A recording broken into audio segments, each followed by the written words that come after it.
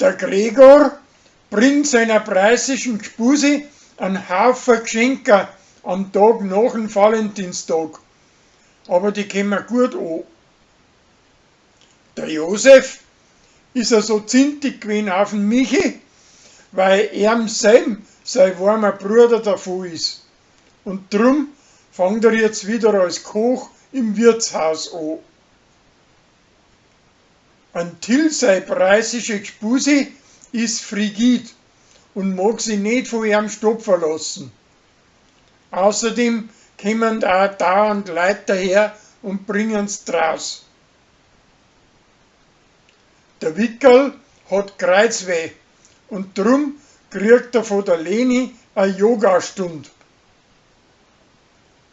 Die Landweiber holen sich einen Tanzlehrer, der wo ihnen beibringt, wie beim Fasching in Rio tanzt wird.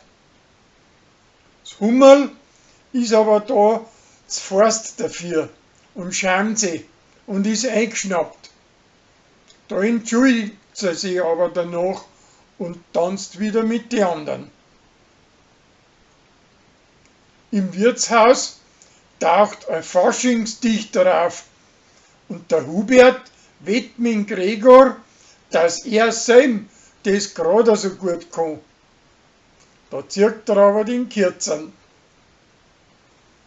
Sophia möchte mit der Kleinen zu Lansing bleiben und sein preußischer Reuter möchte in seine Heimat zurück und da ein Haus mieten. Von dem kann der Familienstand auseinanderbrechen.